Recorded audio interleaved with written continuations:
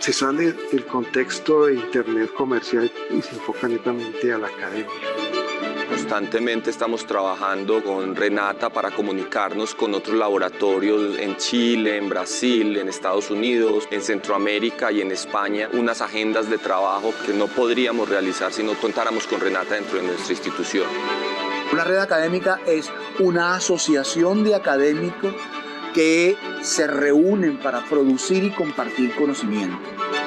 Renata nos brindó la posibilidad de servirnos como una mediación pedagógica y tecnológica para desarrollar una cátedra virtual sobre carnavales en Colombia, buscando resolver el problema del acercamiento de las comunidades a sus manifestaciones culturales. Performance telemáticos no son viables sin el uso de tecnologías de alta velocidad. Para mí es casi una necesidad intrínseca en los procesos mismos de investigación.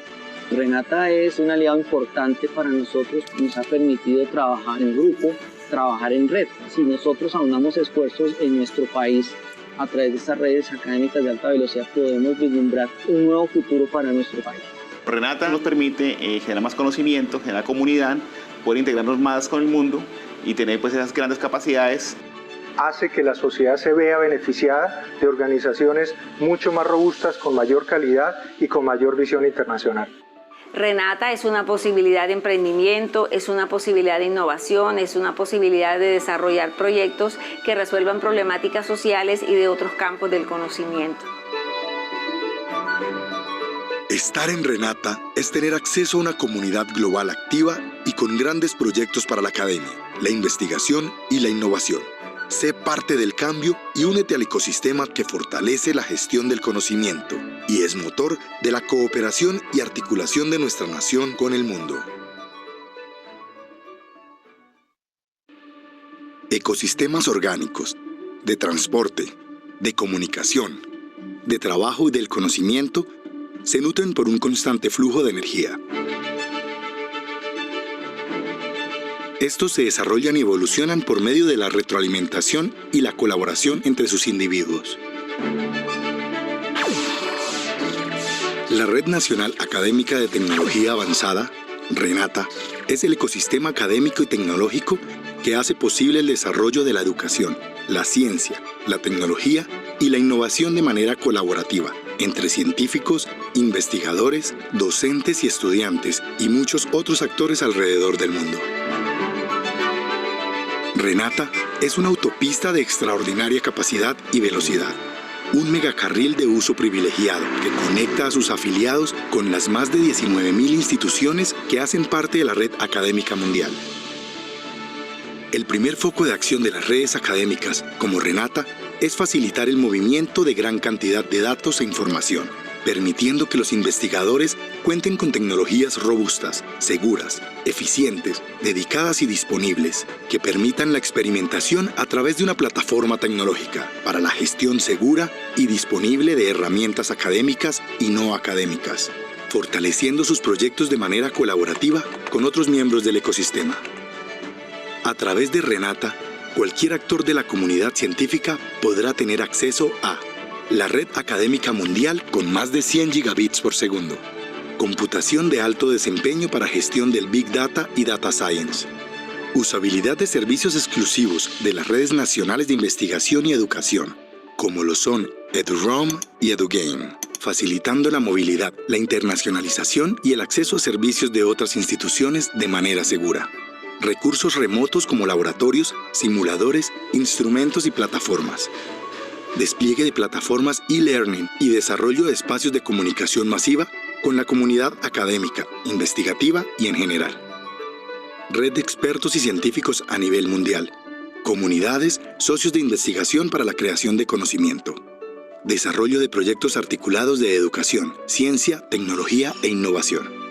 Características diferenciales de la red como disponibilidad, eficiencia, seguridad y estabilidad. Gracias a esa alta conectividad podemos involucrar todos los actores que en algún momento estuvieron dispersos. Entonces, ¿cuáles son esos actores? En un momento la investigación iba por un lado, la academia iba por otro lado y la parte del gobierno estaba por otro lado. Pues gracias a esta iniciativa que lo ha hecho Renata, que se ha acercado mucho más a las instituciones de educación, pues nosotros también hemos podido aportar un grano de arena para mejorar nuestro país y para que la investigación surja. Renata se sale del contexto de Internet comercial y se enfoca netamente a la academia. Constantemente estamos trabajando con Renata para comunicarnos con otros laboratorios en Chile, en Brasil, en Estados Unidos, en Centroamérica y en España, unas agendas de trabajo que no podríamos realizar si no contáramos con Renata dentro de nuestra institución. Una red académica es una asociación de académicos que se reúnen para producir y compartir conocimiento. Renata nos brindó la posibilidad de servirnos como una mediación pedagógica y tecnológica para desarrollar una cátedra virtual sobre carnavales en Colombia, buscando resolver el problema del acercamiento de las comunidades a sus manifestaciones culturales. Performance telemáticos no son viables sin el uso de tecnologías de alta velocidad. Para mí es casi una necesidad intrínseca en los procesos mismos de investigación. Renata es un aliado importante para nosotros, nos ha permitido trabajar en grupo, trabajar en red. Si nosotros aunamos esfuerzos en nuestro país a través de estas redes académicas de alta velocidad, podemos vislumbrar un nuevo futuro para nuestro país. Renata nos permite generar más conocimiento, generar comunidad, poder integrarnos más con el mundo y tener pues esas grandes capacidades. Hace que la sociedad se vea beneficiada de organizaciones mucho más robustas, con mayor calidad y con mayor visión internacional. Renata es una posibilidad de emprendimiento, es una posibilidad de innovación, es una posibilidad de desarrollar proyectos que resuelvan problemáticas sociales y de otros campos del conocimiento. Estar en Renata es tener acceso a una comunidad global activa y con grandes proyectos para la academia, la investigación y la innovación. Sé parte del cambio y únete al ecosistema que fortalece la gestión del conocimiento y es motor de la cooperación y articulación de nuestra nación con el mundo.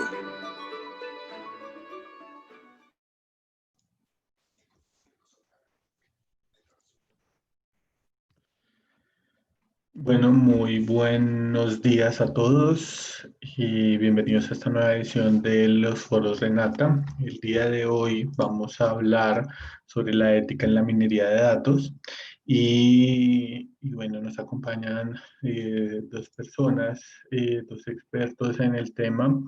El primero o la primera de ellos es Rosa María Gil. Es doctora en Informática y Comunicación Digital de la Universidad de Pompeu Fabra y licenciada en Ciencias Físicas por la Universidad de Barcelona. Es profesora actualmente de la Universidad de Lleida y sus principales líneas de investigación son la ética y tecnología en inteligencia artificial, emociones y multiculturalidad. Entonces, bueno, muy buenos días, Rosa, ¿cómo estás? Hola, buenos días. Muchísimas gracias por haberme invitado y encantada de estar con vosotros. Bien, y por otra parte nos acompaña el ingeniero Luis Núñez de la Universidad Industrial de Santander en este momento, que pues, le voy a dar paso también para que nos comente un poco sobre su perfil. Bueno, para empezar no soy, un momentico. Para empezar no soy ingeniero, soy físico. Qué pena.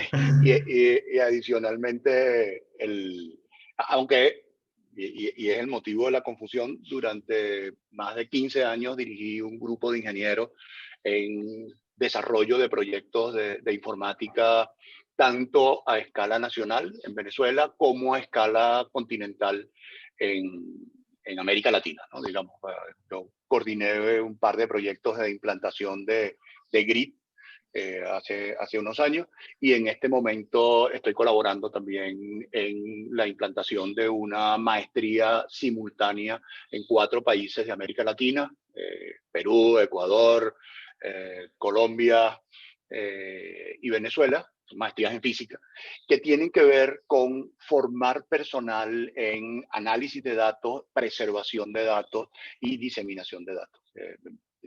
Mi experiencia en este área, más allá de la ética, es que generar infraestructura para la preservación y diseminación de datos científicos. Entonces, en lo que pueda aportar ahí, estaré encantado. Bueno, muchísimas gracias, Luis. Rosa. Entonces, bueno, sin más preámbulos, vamos a dar inicio pues, a esta conversación del día de hoy.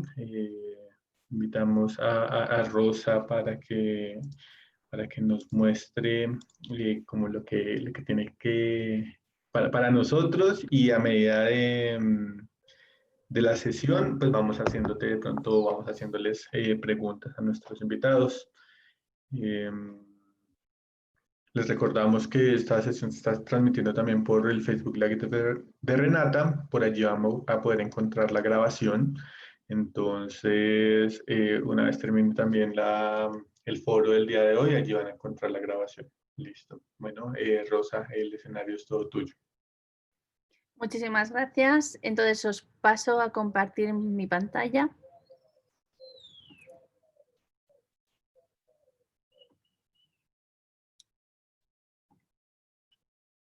Vale, intentaré no extenderme demasiado porque suelo hablar muchas veces demasiado, así que intentaré ser un poco sintética. Bueno, me gusta no sentirme tan extraña porque cuando digo que también soy física la gente normalmente me mira raro, sobre todo los ingenieros, así que estoy muy contenta de poder estar con un tocayo, me alegro. Y bueno, voy a intentar hacer lo mejor posible. Bueno, lo he colocado en inglés un poco a propósito porque básicamente encontramos muchísima terminología que ya no la traducimos, ¿no? Y un poco lo he hecho a propósito por eso. Era una de las cosas que quería empezar a resaltar. Vengo de una universidad pequeña, ¿vale? Que para que os hagáis una idea es una zona que está cerca de Barcelona, que es donde me crié y donde estudié, ¿vale? Y mi universidad pues se llama Universitat de Lleida.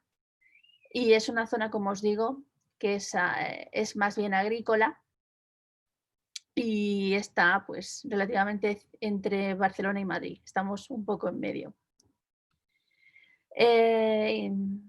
Os he marcado aquí para mí un principal objetivo y que siempre busco es que cuando les enseñamos mi disciplina es sobre todo interacción personal-ordenador, tocamos inteligencia artificial, pero siempre preocupándonos de cómo esa tecnología se va a adaptar a las personas, ¿no? A los usuarios.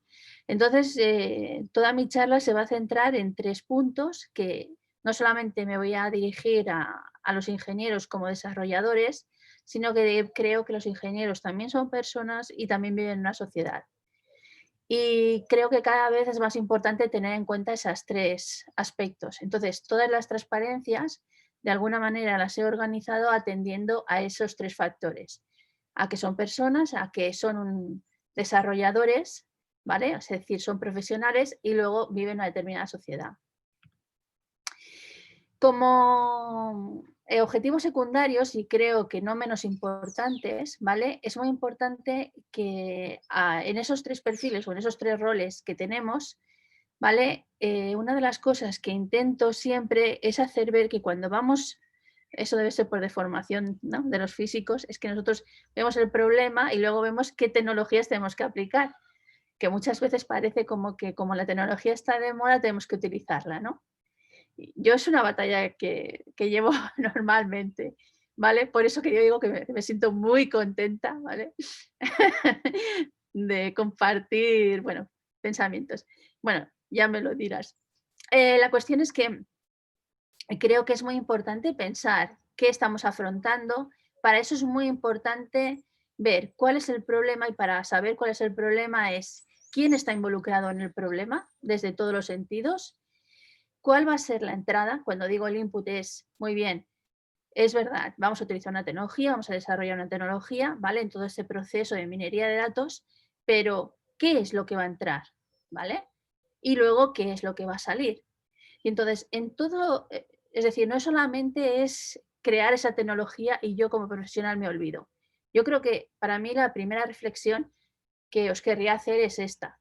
Es que no puedes olvidarte ni de quién eres, ni qué estás haciendo, ni de dónde vives. Y espero poder enseñar las consecuencias de no hacerlo, ¿no? Entonces, teniendo en cuenta este esquema, pues voy a seguir con el discurso. ¿Por qué? Porque como ya sabéis, hay lo que se llama las prácticas de White Hat versus Black Hat, ¿vale? ¿Eso qué significa? Bueno, que podemos dedicar nuestra carrera, ¿no? A decir, necesito datos y como necesito datos, ¿vale? lo que os decía, y también lo que yo desarrolle también aportará datos, los consigo como sea, ¿vale? Estos son lo que se llama muchas veces llamados ciberataques, ¿no? Es decir, realmente necesitamos una brújula moral, por eso os pongo ahí el dibujo de todo vale. Tenemos, diréis, bueno, pero esto lo harán pocos. Bueno, no es verdad. Es decir, cada vez se está disparando las cifras de malware, de phishing, de spamming. De hecho, por eso he dejado en inglés, ¿vale?, lo que os decía de la presentación, porque todos estos términos, por ejemplo, en España no se traducen, ¿vale? Ya directamente la gente se refiere a estos términos tal cual. Es decir, utilizar de alguna manera malintencionada los programas que se diseñan, conseguir los datos como sea, ¿vale? Normalmente veremos que engañando al usuario y luego haciendo dispersión masiva de esa información. ¿Eso qué significa? Pues que cada vez se va refinando más. Es decir, ahora ya el phishing ya no se habla de phishing, sino se habla de spear phishing. ¿Qué significa? Pues que como las técnicas que tenemos pueden afinar mucho más, ¿vale?, a quién se refiere y a quién va dirigido y cómo voy a obtener esos datos, los ataques son mucho más dirigidos, ¿vale? Con lo cual ya vemos que hay un refinamiento que por el hecho de tener tecnología más potente, ¿vale?, y que puedo utilizarla más teledirigida, pues es algo que se ha definido. Luego quería hablar de otro tema que es muy bien. Utilizamos algoritmos, ¿no? Y parece que un algoritmo es algo aséptico, objetivo, etc. Yo creo que más lejos no podemos estar. Y creo que es un tema que deberíamos tener muy, muy en cuenta. Cómo estamos alimentando esos algoritmos. Es decir, de nuevo vuelvo a la pantalla que os he dicho antes de cuál es el input de la tecnología. ¿Qué datos estamos metiendo en ellos? ¿Por qué? Porque hay un sesgo. Es decir, no podemos olvidar que va a haber un sesgo. ¿Por qué? Porque ¿qué datos estamos escogiendo? ¿Cómo los estamos cogiendo? Fijaros que la parte esta responsable de ser responsable en el uso de la tecnología para muchos queda como algo obsoleto. Por eso os lo he puesto a la derecha con una cosa que seguramente muchos de nuestros alumnos no han visto en su vida, que es una máquina de escribir, ¿no? Y lo he hecho a propósito porque parece como algo que no nos importa a un ingeniero, nos importa ser responsables. Lo guay es tener un algoritmo, ¿vale?, que puede hacer muchas cosas. Os he colocado aquí la imagen grande porque muchas, ¿vale?, de los algoritmos de entrenamiento, por ejemplo, en reconocimiento de rostros, se utilizan el 80% de personas blancas, ¿vale?, y el 75% pues son hombres. Bueno, pues sí, será bueno, pero cuando venga empezarán a ver pues ese sesgo, ¿vale?, para hacer que cuando se entrenen con otras culturas, ¿vale?, con personas de otras etnias, pues tengamos muchas veces resultados bastante indeseables, ¿no?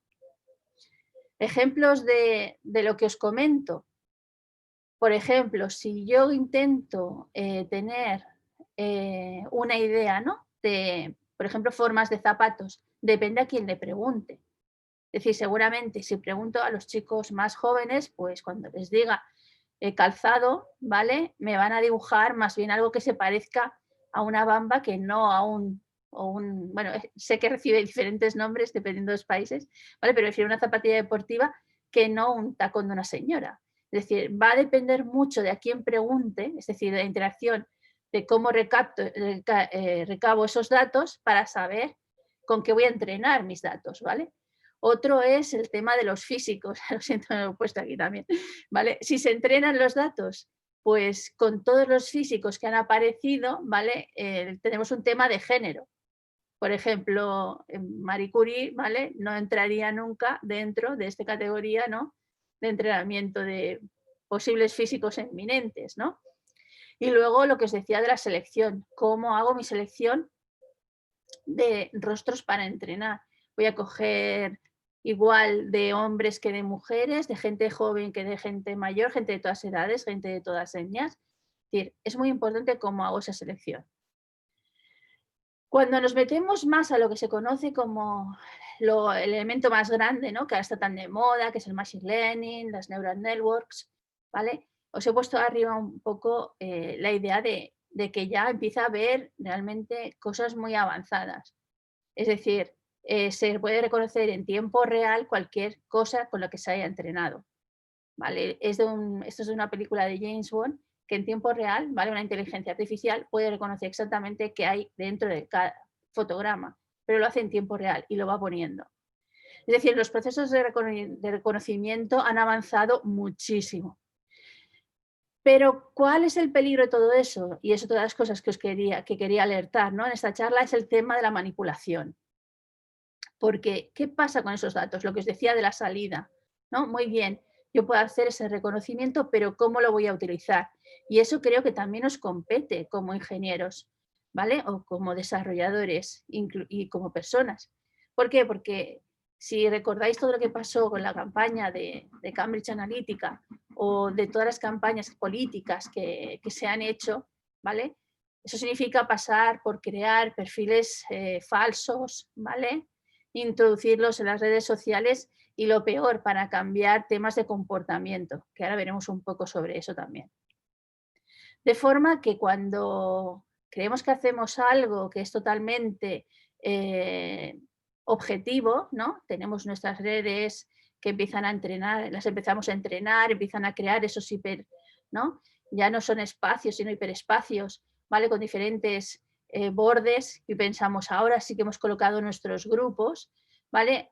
Aquí parece todo muy objetivo, pero si no hemos cuidado lo de antes, todo este proceso, ¿de acuerdo?, puede estar totalmente sesgado.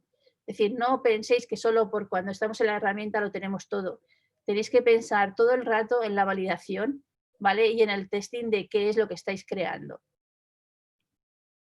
Luego tenemos el tema que es que las herramientas psicológicas también están por aquí en medio. Ya sabéis cómo funciona el sistema de Facebook, de cómo se entrena, de cómo se utiliza una teoría psicológica, que es la de los 5 Big Five, ¿vale? Para intentar saber cuál es la personalidad de una persona. Pero además esto está muy refinado sobre a qué damos like, ¿vale? Entonces, aquí de nuevo se está utilizando diferentes técnicas, en este caso son los modelos de regresión lineal, ¿vale? Que lo que afinan y sintonizan muy bien es saber exactamente, ¿no? Intentar hacerse una idea de cómo es la personalidad, de cómo poder conocer a alguien. Claro, hasta cierto punto me diréis, ¿eso por qué va a ser malo? No, es malo cuando se utiliza para hacer lo que os decía, para hacer cambios a una persona, para fomentar que una persona, por ejemplo, vote a un determinado candidato. Es decir, cuando forma parte de la manipulación, ¿vale? Y normalmente eso os puede pasar, como ha pasado en la compañía que os comentaba y como ha pasado en otros entornos, ¿no? Entonces, la tecnología por la tecnología está muy bien, es genial que podamos hacer cosas, pero sin olvidarnos de esta parte. Bueno, aquí tenéis un modelo más refinado que se utiliza en los chatbots, ¿vale? Este es el modelo que hay de personalidad para el Watson, por ejemplo, que tiene una parte no solamente de personalidad, sino de comportamiento social, ¿vale? De forma que tenemos que fijaros que la manipulación total ahora del social media, yo he marcado en rojo donde creo que los ingenieros tenemos mucho a decir. Simplemente no podemos ser peones, ¿vale? Que no pensamos sobre las consecuencias de lo que estamos generando, ¿vale? Algunas ya lo he comentado y otras, como por ejemplo todo lo que hay de que un troll pueda atacar, definitivamente deberíamos tener herramientas para que no pudiese pasar. Ya no hago lo de la protección de datos, ¿vale? Quiero decir, como veis, no es un tema simplemente del que podamos olvidarnos y ya está, y decir que somos desarrolladores. ¿Por qué? Porque no sabemos qué tipo de sociedad nos va a tocar vivir, ¿no? Entonces, esta sociedad, que en este caso es la que están viviendo ahora en China, que se puso en marcha en el 2020, que es así, es el sistema chino por el cual se rige, y se le llama el juego de la vida, ¿vale? No sé si lo conocéis todos, se le llama el sistema de crédito social chino, ¿vale? Funciona con puntos y lo han gamificado totalmente. ¿Qué significa? Pues que hasta qué punto un Estado puede obligarme, ¿no?, a comportarme de una cierta manera? Y esta es la reflexión que por eso diríais sociedad, y esto que tiene que ver conmigo. Bueno, pues aquí ha llegado al punto de la sociedad, de marcar totalmente cómo se rigen los destinos de una sociedad. Arriba a la izquierda veréis que es así, lo que os decía del reconocimiento en tiempo real es así, de las caras, automáticamente se sabe quién es cada uno. De hecho, los chinos tienen muchísimo background, ¿vale?, sobre ese reconocimiento facial, y con lo cual, depende de tus acciones, tendrás más puntos o menos puntos. Y diréis, bueno, ¿y qué? Que tenga más puntos o menos puntos. Bueno, que si tienes pocos puntos, significa que tú no puedes llevar a tus hijos, ¿vale?, a la escuela que tú decidas, no puedes viajar, es decir, se te restringen tus libertades, ¿vale? Y todo esto la tecnología lo está posibilitando. Simplemente quería finalizar, ¿vale?, con esto, que es un ejemplo que está utilizando la Universidad de Londres, ¿vale?, para que cuando se quieren preparar proyectos tengas que hacer un workflow ético de la inteligencia artificial. Es decir, que tú ya pienses en todas esas cosas que os he dicho. Parece que estoy hablando de cosas que no tienen nada que ver con nosotros, pero ya hay gente que ya lo tiene muy claro que sí. Entonces, si quieres presentar un proyecto, tiene que ser, ¿vale?, guiado por este workflow de pensar en todas en cada uno de los pasos. Y como veis, es muy para desarrolladores, no es cosa ni de filosofía, es cosa ni de sociólogos, ni mucho menos. Conclusiones que creo que deberíais tener en cuenta, aparte de lo que he dicho. Creo que tenemos que hablar de transparencia, ¿vale? Porque es muy importante evitar esos sesgos, ¿vale? Entonces, la mejor manera, porque nos puede pasar, porque sin querer pues no nos hemos dado cuenta, pero si cuando hacemos un proceso es transparente, es fácil reconocer qué pasos hemos hecho, cómo lo hemos hecho, es fácil encontrar este tipo de cosas. Luego, tiene que importarnos las leyes y las normas, ¿vale? Porque si no están, a lo mejor deberían estar. Y deberíamos pensar en ellas, si deben estar, si no deben estar, ¿vale?, las normas, porque muchas veces, ya os digo, cuando evoluciona tan rápido la inteligencia artificial, por ejemplo, no están. Entonces, de alguna manera, tenemos que intentar ser conscientes de las repercusiones de qué puede pasar con el producto, a quién puede afectar, a quién no. Otra de las cosas que creo que es muy importante es desarrollar siempre con equipos que sean multiculturales. Intentar que haya, evidentemente muchas veces no se puede conseguir ni que haya igualdad de género ni todo eso, ¿no? Pero creo que debería ser un tema que cada vez tendría que ser más valioso y se debería valorar más, ¿vale? Intentar siempre tener equipos multidisciplinares, pero de culturas distintas también. Y luego la educación, es decir, si hay una cosa que estoy poniéndole muchísimo esfuerzo últimamente es porque pienso que todas estas cosas se tienen que desarrollar en un currículum, que tenemos que enseñar a nuestros estudiantes, ¿vale?, a reconocerlo, a cómo pueden interactuar, cómo pueden diseñar, ¿vale? Y por último, porque queremos una innovación responsable, ¿de acuerdo? Esa parte que os decía de responsabilidad, es decir, pensar, no como ahora, ¿no?, al menos en España, que hay esta tendencia a, bueno, yo hago mi trabajo por lo que me pagan y punto, ¿no? Yo creo que tenemos que conectar, es decir, tú tienes que disfrutar tu trabajo y pensar que tu trabajo es importante. Y si no, seguramente hay otra cosa que te encantará hacer y disfrutarás.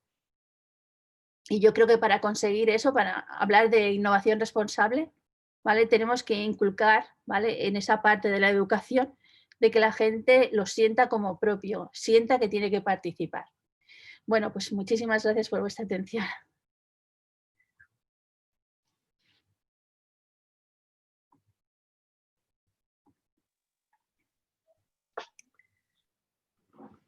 Gracias. Bueno, Rosa, muchísimas gracias. Y bueno, invito a nuestro público, si tiene alguna duda, alguna pregunta que quiera hacer a nuestros panelistas, nos la haga a través del chat. No sé si de pronto Luis tenga Yo quería, digamos, primero agradecer a Rosa. Además, para mí es un verdadero placer. Si miras la camiseta,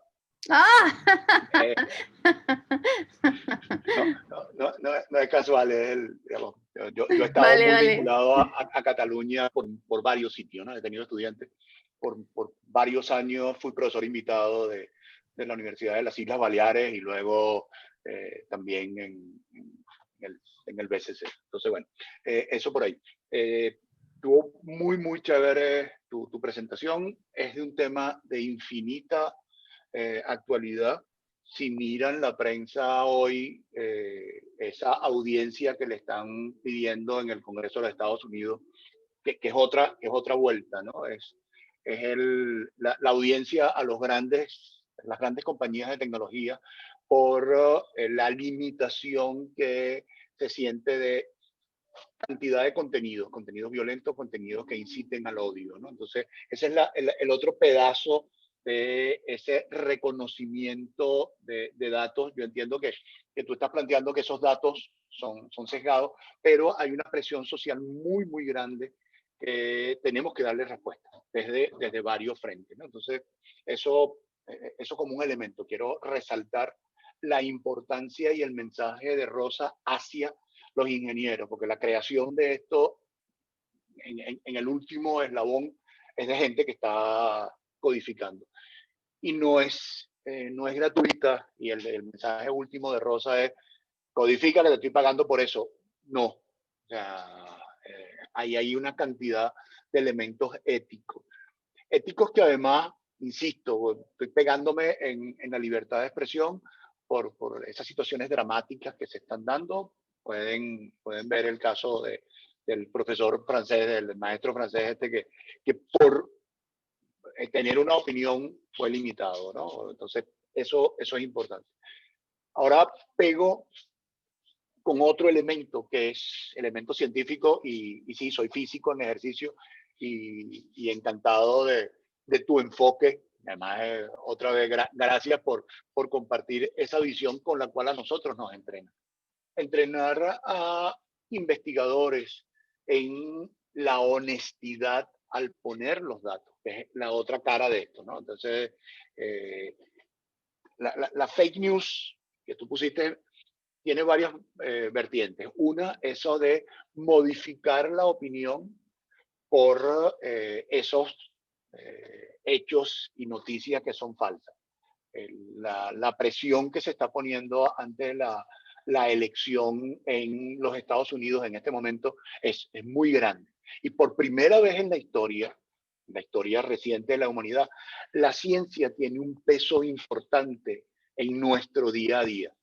Si no hay vacuna, donde únicamente está la ciencia metida, no vamos a salir de la casa.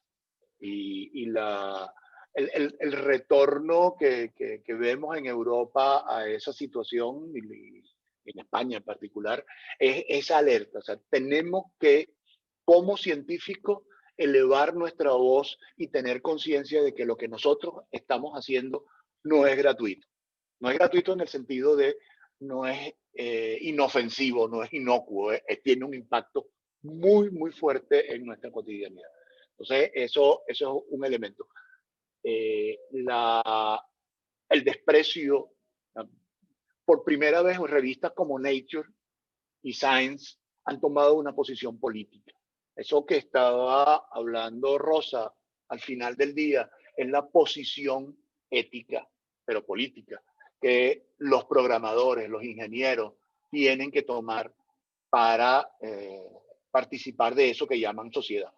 O sea, es muy importante ese punto, ¿no? O sea, por primera vez Nature dijo: la presidencia de los Estados Unidos es clave para que se acabe la pandemia, para la gestión de un mal que no se ha manejado bien.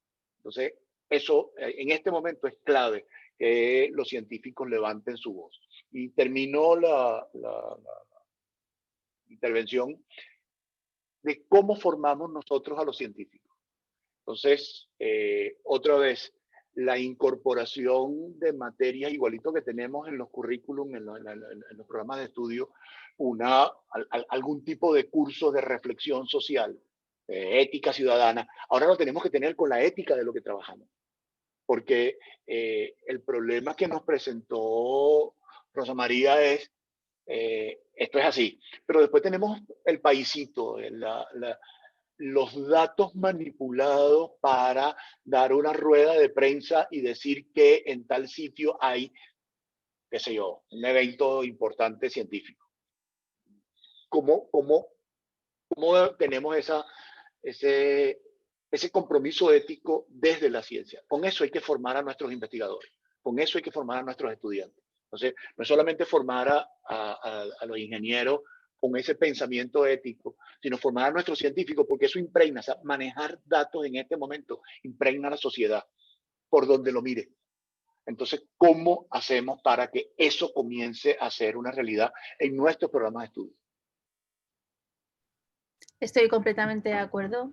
Es que yo creo que esa es la clave. No pensar que tiene que ser algo de humanidades, sino que tiene que permeabilizar. Y tienes toda la razón, o sea, no solamente son los tecnólogos, sino también los científicos. Es decir, todos deberíamos estar metidos en eso. Yo dentro de mis asignaturas lo intento, ¿vale? Pero es verdad que tendría que ser algo de mucho mayor calado. Sé que algunos, el IECubo, y quiero decir, ya hay organizaciones que se lo están planteando. Y lo peor es que hay veces que tiene que venir de los colegios profesionales que pongan presión y la sociedad ponga presión a veces para que la universidad cambie. El caso de la Universidad Española es difícil porque es como un gran dinosaurio que le cuesta mucho moverse. Es muy diferente, creo, que vuestra realidad. Oh, que va. Igual, Bueno, o sea, la herencia, yo lo veo el ADN peor. que nos dejaron Es horrible. Sí, es verdad. Bueno, intentaré contestar a la pregunta de Alexandre. Bueno, yo creo aquí son dos temas que dice el marco de referencia para contrastar. Vale, una de las cosas que hay, hablaré desde el punto de vista de periodismo, ¿vale? Que también es interesante, y desde el punto de vista de lo que está hablando ahora con Luis, que es justamente el tema de cómo lo involucramos en las titulaciones, ¿vale? Por ejemplo, en el tema del periodismo, por ejemplo, en España existen agencias que puedes contrastar fake news, es decir, ver si una noticia es falsa o no. Existen estos portales, cada vez empiezan a haber más, y es para verificar si lo que realmente te están enviando es mentira o no. Respecto a lo que nosotros podemos hacer, pues mira, por ejemplo, hay asignaturas que son específicamente en ingeniería del software para construir ya software de forma ética. Entonces, en el análisis de requisitos, por ejemplo, ¿vale? Ya lo tenemos pautado qué es lo que tenemos que hacer.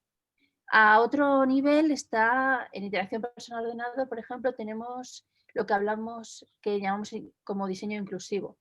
Es decir, que cuando tú diseñas tienes en cuenta todo tipo, ¿vale?, de usuarios que puedas tener. Te lo tienes que plantear. Tienes diseño centrado en usuario, en valores éticos también. Empezamos a tener herramientas en cada disciplina para que cuando empecemos a desarrollar lo tengamos en cuenta. En el caso que os decía de los algoritmos, pues intentamos aplicarles esos diseños que os decía. A la hora de elegir, plantear, a ver, vamos a ver, ese algoritmo, ¿para qué va a ser? ¿Cómo va a ser utilizado? Es decir, siempre pensando en tres. ¿Cuál va a ser el input? ¿Cómo voy a utilizar esa tecnología? ¿Y cuál va a ser la salida de mi tecnología? Y empezar a pensar ahí todos los elementos que pueda haber implicación ético. Es largo a veces, es un poco pesado, pero nos ahorra muchos problemas después en el final. ¿Cómo puede la academia gestionar los datos que hacen parte de sus procesos de forma responsable? Vale. Si te refieres a academia como universidad, evidentemente esto es algo más duro, porque lo que se necesita es que nos pongamos de acuerdo, cosa que a veces no es fácil, ¿vale? Y empecemos a redactar. Entonces, ahora básicamente es lo que es una guerra de guerrillas este tema que os comentaba. ¿Por qué? Porque somos grupos que de alguna manera estamos haciendo fuerza, estamos haciendo artículos, estamos presionando para que se haga, pero por eso os decía que, por ejemplo, en España todo va muy despacio, es un monstruo. Entonces, para que realmente, por ejemplo, entre dentro de los planes de estudio como tal, esto se tiene que ir haciendo a fases así pequeñitas, con pequeñas presiones. Pero por eso utilizamos la divulgación, por eso utilizamos nuestras asignaturas para hacer presión y para que seáis primero vosotros los que también consideréis que es algo súper indispensable para el ejercicio de vuestra profesión. En Colombia el esfuerzo, ¿vale? Es importante y como dice, exacto. Es que se trata de eso. Pensar que para mí tiene que ser una aproximación bottom-up. Es decir, tiene que partir de abajo. Si esperáis que arriba, ¿vale? Empiecen a dedicar tiempo a esto, lo llevamos mal. Es decir, de alguna manera yo creo que tenemos que formar a la gente para que lo esté demandando. Es la única manera de que al final pase. Entonces, el esfuerzo, ya os digo, empieza como pequeños corpúsculos de que seáis conscientes de que es una necesidad, ¿vale? Pero ya os digo, no solamente como desarrolladores, sino como personas y como personas que vivís en una sociedad. Por eso os hacía reflexionar sobre el tema de China, ¿vale? Y hasta qué punto pensáis que, ostras, ¿cuánto vale vuestra libertad? ¿No? ¿A qué estáis dispuestos a renunciar? Y ahí siempre, pues bueno, sé que es una opción personal, pero por lo menos a mí me gusta lo que hablo de la elección, ¿no? Que me dejen elegir. ¿Hasta qué punto pues puedes elegir? Ahí yo quería añadir, más que añadir, reforzar ese enfoque ciudadano que está planteando Rosa María. O sea, el bottom-up es que surge de los ciudadanos. Cuando puse ahí el Colombia Check, es una iniciativa del periodismo colombiano de identificar noticias falsas en la cotidianidad que tiene, que nos sepulta acá en América Latina, ¿no? Entonces, ese es un esfuerzo importante. Y el otro que manifiesta Rosa en nuestras asignaturas, pero tenemos que subir. Yo creo claro, sí, completamente de acuerdo. Nuestras asignaturas nos quedan es algo muy pequeñito. sí, es muy pequeñito. Entonces, digamos, ojo, ese es el entorno en el cual podemos incidir como ciudadanos y tenemos que hacerlo. O sea, el activismo de este tipo de conciencia. Ayer tuvimos, por ejemplo, una charla, ahora son chéveres estas charlas donde no nos tenemos que mover, son malas porque me encanta el vino y no le llego, pero son buenas porque le rinde a uno mucho el tiempo y las ideas se diseminan mucho. Este mecanismo que nos ha llevado, nos ha acorralado la pandemia, nos ha hecho despertar a esa posibilidad de llegarle a mucha gente con nuestras ideas. Y en el caso de la formación de gente, otra vez, cómo nosotros vamos incidiendo en esos cambios. No nos queda otra. O sea, incidimos en donde podemos, son nuestros estudiantes, pero también cada vez que podemos participamos en eventos como este y tratamos de integrar redes que apoyen de un lado y de otro. El activismo, como le iba a comentar, ayer tuvimos una charla en Noches de Astronomía, que es un espacio que nosotros utilizamos acá, y quien nos habló de este mismo tema, es decir, cómo los datos que capturan, cómo nosotros le vendemos el alma al diablo con... Totalmente, claro. ¿Okay? Y no es gratuito, pero además la única manera es que estemos conscientes de que quita los cookies, no sé qué. Hay una serie de detallitos, pero que estemos conscientes que eso no es gratuito, que ese juego de la vida es Black Mirror en acción. Sí, el producto eres tú. Brutal. Claro. Entonces, no hay otra, tenemos que estar conscientes. Sí, estoy completamente de acuerdo, porque cuando no te cobran por un producto, entonces el producto es que eres tú. Es así. Entonces, eso es algo que deberíamos tener súper presente. Yo creo que esta frase, ¿vale? A mí por lo menos me ayudó mucho, ¿no? Cuando me dijeron, oye, mira, si no te cobran es porque tú eres el producto. Entonces me quedé, ostras, pues igual, es verdad. Y yo creo que sí. Creo que hay una pregunta de Óscar Castañeda. Dice, vaya, que es muy complejo todo y sin duda es difícil cuando tocas datos de orden político o religioso, datos de tipo médico que transgreden las costumbres de ciertos lugares del planeta. ¿Podría considerarse difícil construir software que sea universal? O sea, la respuesta es que sí y que no. Es decir, yo creo que sí que hay cosas que pueden ser fácilmente universales, ¿vale? Pero luego hay peculiaridades de cada país que tienes que tener en cuenta, porque si no, no llegas a la gente. Y te pasa también con el tema de la edad. Es decir, no es lo mismo ponerte a diseñar para un niño que ponerte a diseñar para gente mayor. Nosotros ahora, por ejemplo, con el tema de la pandemia nos estamos encontrando que muchísima gente mayor, pues hay muchas gestiones que está perdida, no puede tener ayuda de los hijos en ese momento y tienen que hacerlo todo online. Se pierden. Cosas que a lo mejor un niño lo hace con los ojos cerrados, a una persona mayor le puede costar. Es decir, lo de universable y que siempre está muy bien, queda muy bonito y creo que siempre tiene que haber algo base, pero sí que es muy importante después tener en cuenta las particularidades de cada tipo de cultura. Por ejemplo, mirar el sistema chino. O sea, ¿creéis que se podría implantar, por ejemplo, en un país europeo? Yo lo veo difícil, por no decir imposible. Es decir, eso ya te está indicando de que no funcionamos igual.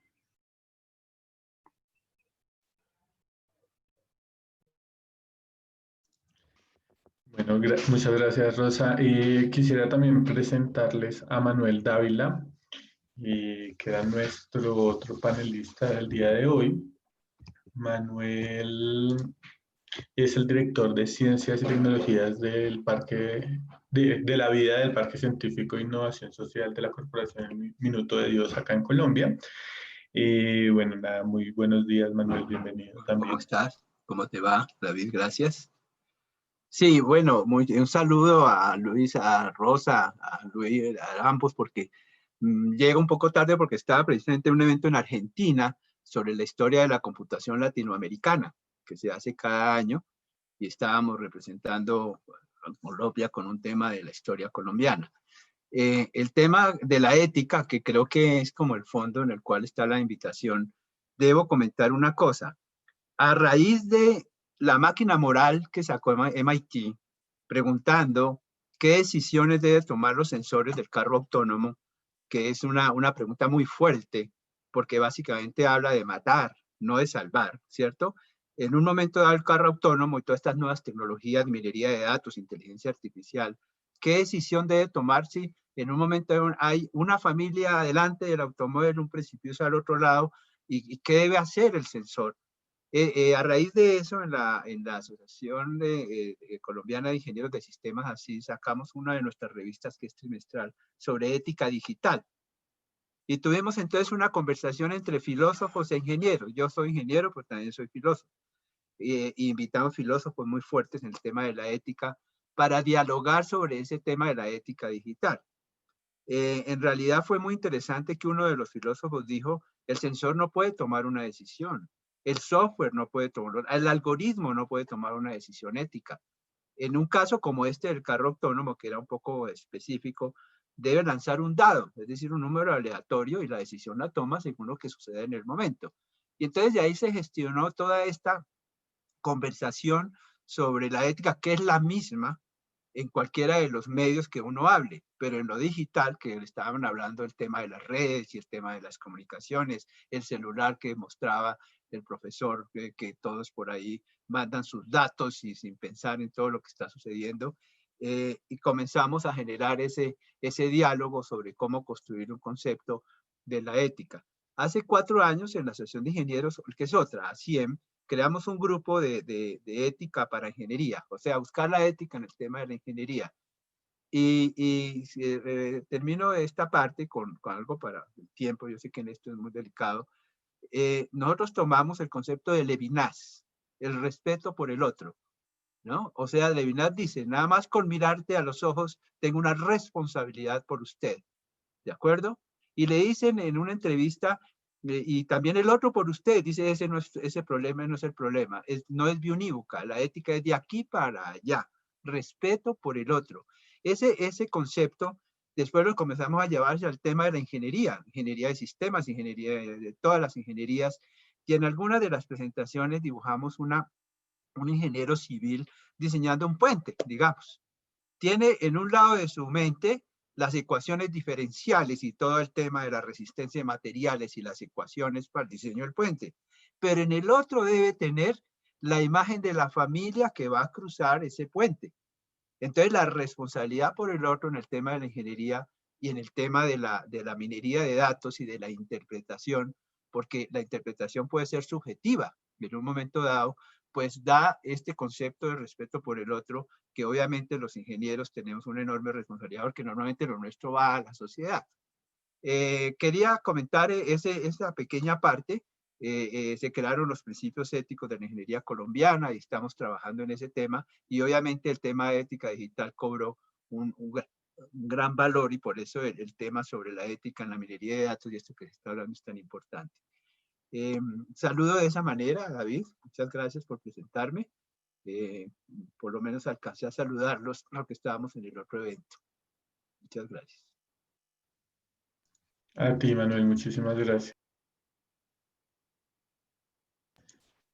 Bueno, no sé si alguno de nuestros panelistas quiera hacerle alguna pregunta entre ustedes. Entre ustedes. Que estaba hablando sin el audio. Sí. Se me olvidaba. No, Pasa. quería preguntarle, porque sí que es verdad que has comentado el hecho de que de que tengamos tan poco conocimiento sobre la filosofía, creo, en los ambientes, muchas veces tanto físicos como ingenieros, hace que tengamos verdaderas carencias, ¿no? Y me ha gustado que comentases el tema de Levinas y que nos ilustrases más, porque yo hasta cierto punto creo que hay valores que de aquí podríamos sacar e intentar extrapolar. Tú dices de darte cuenta, ¿no?, de que el otro es alguien que puede ser como tú, ¿no?, y ponerte en los pies, en los zapatos del otro, que nosotros decimos en España. A mí eso, por ejemplo, es una de las cuestiones que más me cuesta con mis alumnos. Es decir, les cuesta mucho salir de ellos mismos, ¿vale? Y muchas veces, y me sabe muy mal decirlo, tener que decirlo, pero es que me encuentro que me dicen, es que este no es mi problema. Y cuando intento empujarles un poco más, de decir, oye, es que tienes que tener cierta empatía, tienes que intentar verte, ¿vale? Ver cómo vería esta persona o intentar pensar el mundo de otra manera. Me dice, yo he venido a hacer informática, déjame en paz, ¿vale? Y no sé qué me estás contando. Quería con esto resaltar, ¿no?, de que la única conclusión a la que llego es que o han estudiado poca filosofía o no sé qué está pasando, ¿no? O hay un cambio de sociedad y no ven realmente el problema. Y por eso decía lo de un poco de guerra de guerrillas, porque creo que incluso la sociedad hace que sea difícil poder afrontarlo, ¿no? Entonces, me gustaría eso, tener a lo mejor, ¿sabes?, maneras de acercarnos más a los chavales para que entiendan eso, porque algo que a mí me parece obvio y lo veo tan de sentido común, resulta que no lo es. De acuerdo. En la filosofía hay un fenómeno. Como ingenieros queremos y necesitamos resolver las cosas. En la filosofía ni se le ocurra resolverla, sino pensarla, ¿de acuerdo? Entonces hay una serie de criterios, y como ahora voy a bifurcar un poquito el tema de las redes, porque los filósofos están diciendo las redes sociales es como un enjambre, ¿no? Entonces les cuento esta anécdota curiosa. El concepto darwiniano, ¿no?, que fue una de las humillaciones al ser humano, ¿no?, en que somos como animalitos, biológicamente, nos comportamos como enjambre. El tema del enjambre me llevó a pensar en un concepto del cardumen de pescados, ¿verdad? ¿Por qué las redes? ¿Por qué las redes? Y obviamente el beneficio que saca para sí mismo en las redes, que es ese concepto un poco egoísta del tema, pero entonces es un ejercicio semántico un poco raro. Tomé la definición darwiniana de cardumen. Cardumen es esto, los pescados navegan, no sé qué, Y cambié la palabra pez y pescado por persona y la palabra cardumen por red social, ¿de acuerdo? Vale. Y al leer de corrido la definición es perfectamente la definición de una red social. hay un concepto darwiniano de unirnos para beneficios personales, etcétera, ¿no?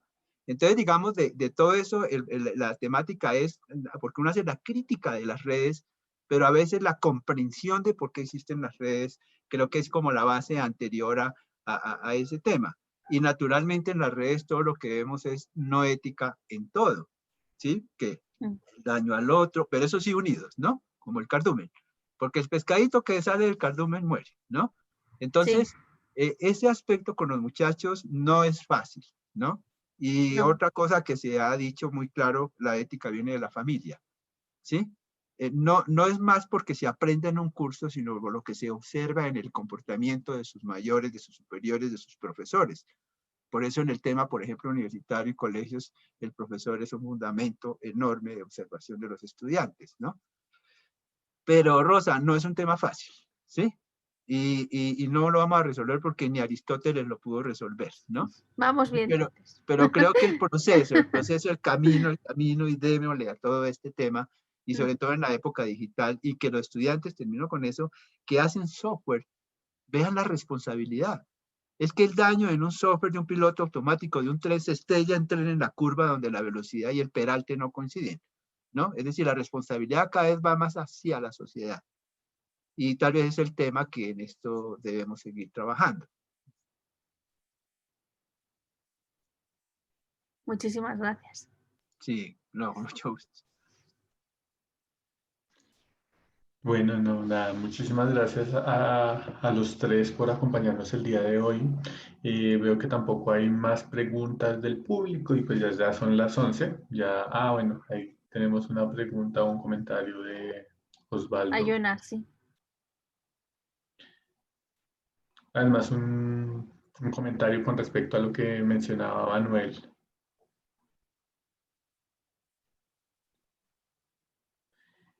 Bueno, les mencionaba, muchas gracias a los tres por acompañarnos el día de hoy. Esperamos poder construir más espacios o generar más espacios donde podamos hablar de diferentes temáticas y diferentes cosas en conjunto con ustedes. Desde Renata les agradecemos inmensamente la participación el día de hoy en nuestro foro. Y bueno, a nuestra audiencia les recordamos que la grabación queda en nuestro Facebook Live, en nuestra página de Facebook, la subiremos también a nuestra página de YouTube para que la puedan visualizar posteriormente. Muchas gracias. Ha hecho una pregunta de Óscar, ¿no? Óscar Alberto. Yo creo que destruyendo, o sea, si a todos los saberes lo que tú vas aprendiendo, lo vas aprendiendo de una forma modular, no ves la conexión que hay. Es decir, no ves la causa-efecto. Es decir, el problema de aprender las cosas por separado de voy a aprender ahora algoritmos, voy a aprender ahora requisitos de usuario, ¿vale? Si todo lo aprendes desconectado y no hay algo transversal, hay conexiones, pues sí que creo que es más difícil. Por eso de alguna manera hablo de esa educación y de poner pues algún curso que debería hacer esa labor, la labor de conectar, ¿vale? Los módulos. Porque si no se conecta, y ahí es por eso que entiendo que debería haber pues filosofía, ¿por qué no? ¿Vale? Aspectos de sociología, de psicología en esos cursos. Yo lo veo, vamos, lo veo muy importante y muy necesario. Y eso es lo que permitiría a algunas asignaturas de este tipo poder conectar las asignaturas, como comentas muy bien, Óscar, modularizadas.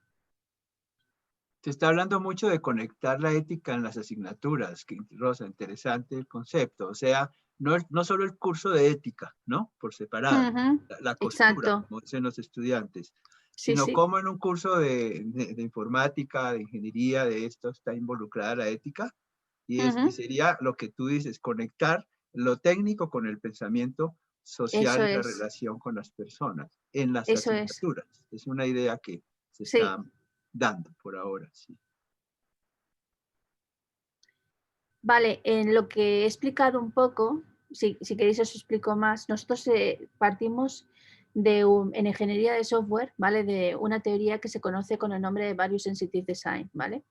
Entonces, lo que hacemos es, en el análisis de requisitos, partimos de la licitación de valores éticos. Por ejemplo, yo voy a desarrollar una aplicación y en esa aplicación creo, ¿vale?, que debería tener en cuenta, pues, en este caso, es sobre animales y creo que se deberían tratar bien a los animales.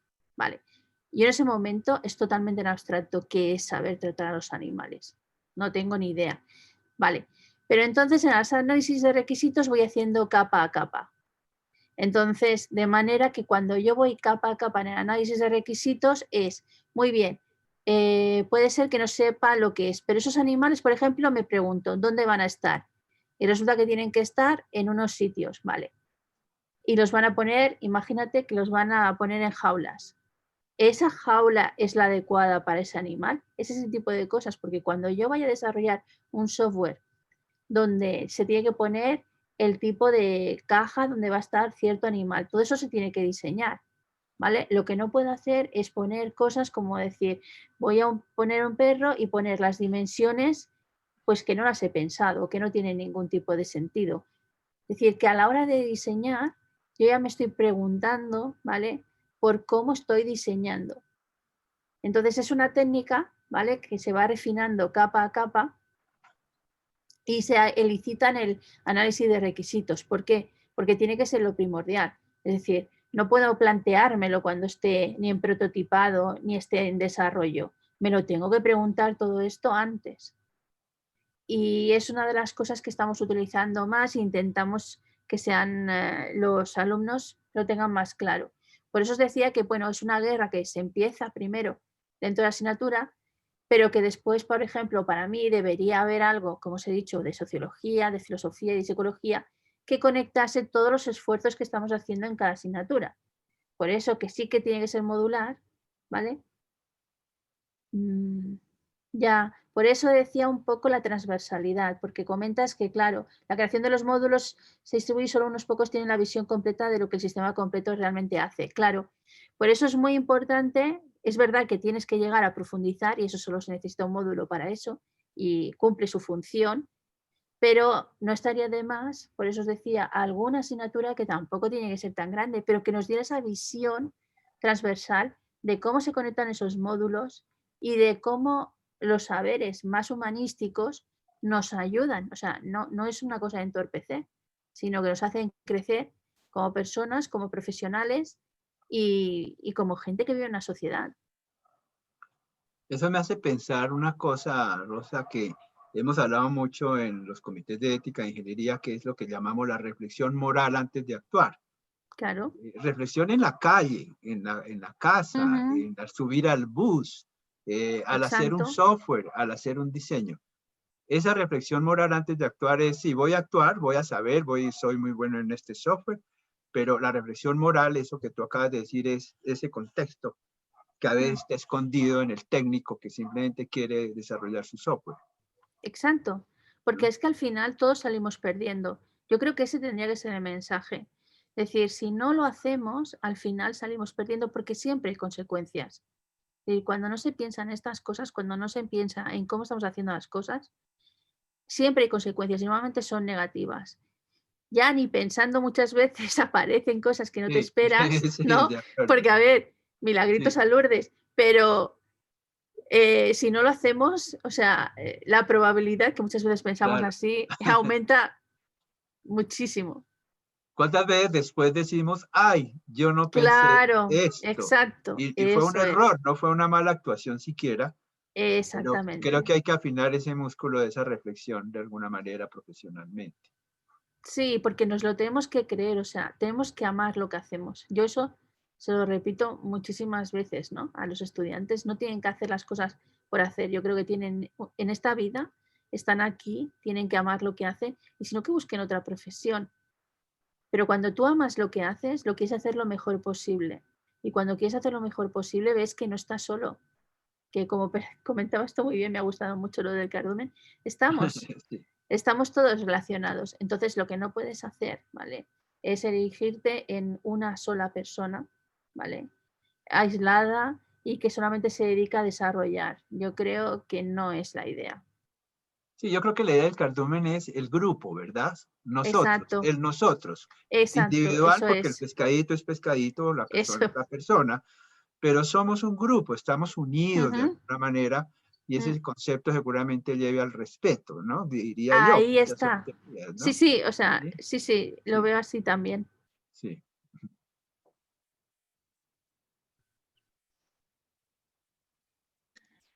Listo. También hay otra pregunta de Marlon en la sección de preguntas y respuestas. ¿Qué recomendaciones particulares, técnicas o comportamentales básicas pueden recomendarnos para mantener lo más posible la soberanía de todos los datos personales que generamos?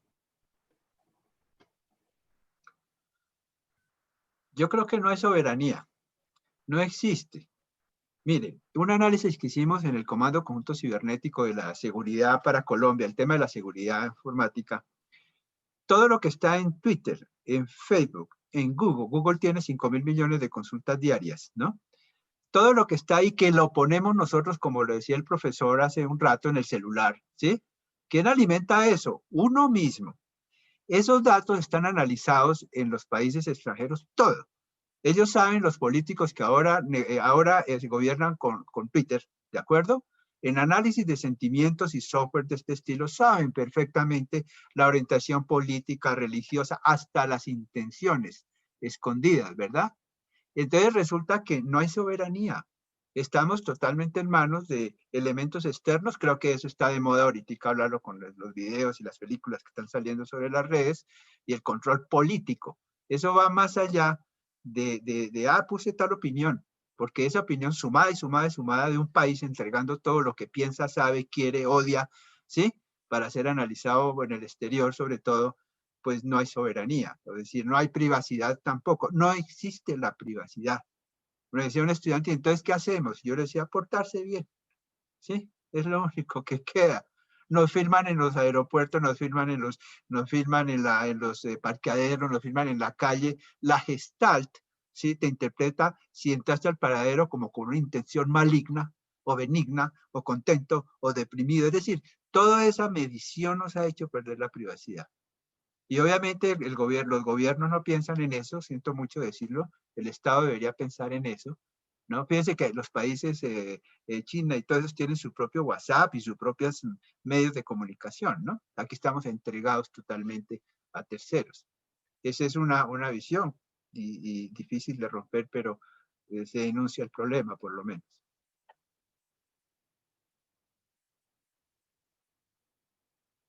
Claro que sí, muchas gracias, Manuel. Bueno, se nos acabó el tiempo. Muchísimas gracias a todos los participantes por sus aportes, principalmente a nuestros tres panelistas, Luis, Manuel, Rosa.